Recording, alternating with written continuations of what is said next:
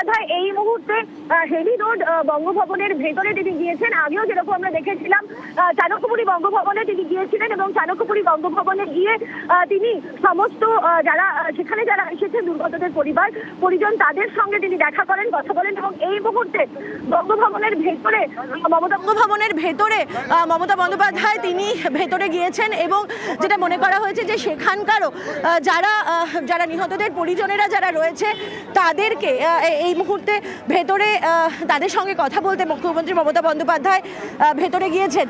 মূলত তার বক্তব্য খুব স্পষ্ট যে তারা একেবারেই সাংবিধানিক পদ্ধতিতে তাদেরকে যতটা অনুমতি দেওয়া হবে সেই কাজই তারা করবেন, কিন্তু যেভাবে আটকানোর চেষ্টা করা হচ্ছে, যেভাবে ঘরে ঘরে গিয়ে খোঁজ করা হচ্ছে, অর্থাৎ এই যে দুটি বঙ্গভবন রয়েছে তার দুটি জায়গাতে, অর্থাৎ এই মুহূর্তে হেলি রোডে রয়েছেন মমতা বন্দ্যোপাধ্যায় এবং অপরটি চাণক্যপুরীতে যেখানে তিনি প্রথমে গিয়েছিলেন। সেখানে তার বক্তব্য হচ্ছে যে পরপর এই বঙ্গভবনে গিয়ে সেখানকার যারা নিয়ে এসেছে, যারা নিজেদের পরিজনদেরকে হারিয়েছে এসআইআর এর কারণে, তাদেরকে ভয় দেখানোর চেষ্টা কেন। তার বক্তব্য খুব স্পষ্ট যে কোথাও গিয়ে ভয় পেয়ে গিয়েছেন, ভয় পেয়ে গিয়েই কিন্তু এই রকমভাবে দিল্লি পুলিশকে পিছিয়ে দিয়ে দিল্লি পুলিশকে এখানে দিয়ে দিয়েছে, দিল্লি পুলিশকে এখানে পাঠিয়ে দিয়েছে এবং এই মুহূর্তে বঙ্গভবনে তুমি দেখতে পাচ্ছ যে এই মুহূর্তে গাড়িতে তিনি বসে গিয়েছেন এবং এখান থেকে কিন্তু আর কিছুক্ষণের মধ্যেই মমতা বন্দ্যোপাধ্যায় তিনি বেরিয়ে আসবেন এবং তিনি কথা বলছেন। তিনি এই মুহূর্তে কথা বলছেন। এই মুহূর্তে মমতা বন্দ্যোপাধ্যায় তিনি বেরিয়ে আসছেন, তিনি বঙ্গভবন থেকে বেরিয়ে গেলেন, বেরিয়ে গেলেন এবং এখানেও তাকে দেখা যায় যে তিনি সমস্ত অভিষেক বন্দ্যোপাধ্যায় তারা বেরিয়ে গেলেন। তিনি বেরোনোর আগে তিনি এটা স্পষ্ট করে দিয়ে যান যে তাকে আজকে জাতীয় নির্বাচন কমিশনে যেতে হবে, কিন্তু একই সঙ্গে যে অ্যাট্রোসিটিস করা হচ্ছে দিল্লি পুলিশের তরফ থেকে এবং এখানেই তিনি তার কথায় দিল্লি ব্লাস্টের কথাও কিন্তু উঠে আসে।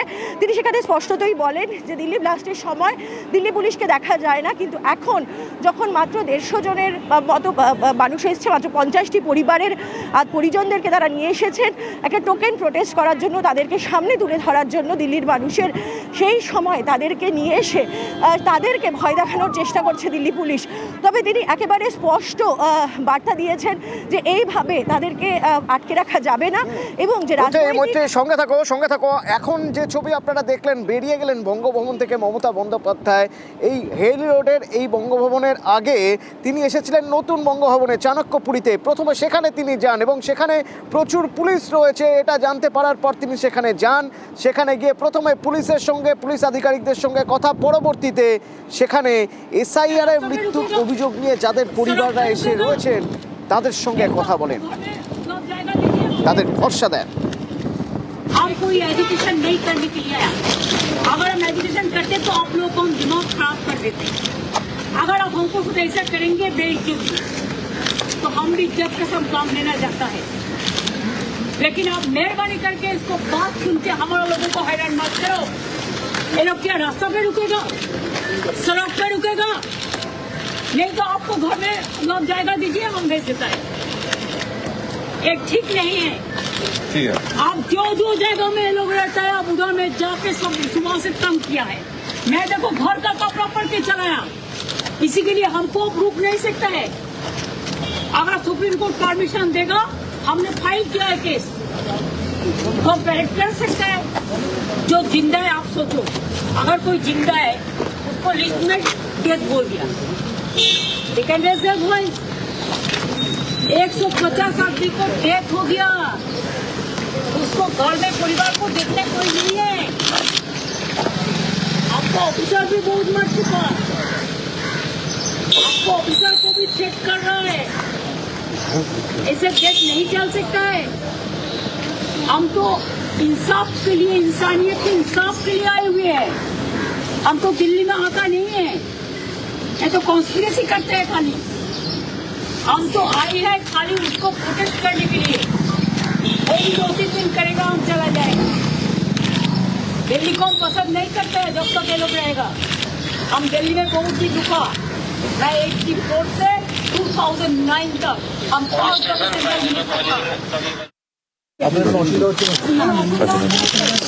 যদি কোনো প্রবলেম হয় সঙ্গে সঙ্গে মেসেজ দেবে। দেখেন তো বাড়িতে পরে শাড়ি পরে বেরিয়েছে, দেখা এখনো উৎসব টাইম মানুষ দেখতে আছে। আমি বাড়িতে পরে শাড়ি পরে বেরিয়েছি, আমি এই শুনেছি। আমাকে অত দুর্বল ভাবার কোনো কারণ নেই, ঠিক আছে? আপনারা নিশ্চিন্ত থাকুন, ওদের দেখভাল করে রাখুন, ওদের যেন কোনো ত্রুটি না হয়। ওরা আমাদের, আমরা অনেক দূর দূর থেকে নিয়ে এসছে, ওরা আমাদের শহীদ পরিবারের সব, ঠিক আছে? ভালো থাকুন, দেখে রাখুন। এরা হচ্ছে স্বৈরাচারী, ব্যভিচারী, দুরাচারী, দুষ্টাচারী। আমি আপনাদের চোখে আঙুল দিয়ে দেখিয়ে গেলাম। দেখুন ওদিকে দাঁড়িয়ে আছে, দেখুন এদিকে দাঁড়িয়ে আছে চোরের মতো। আর সকালে গিয়ে ঘরে ঘরে সার্চ করেছে কে কে এসছে। তোমাদের কি কে কে এসছে?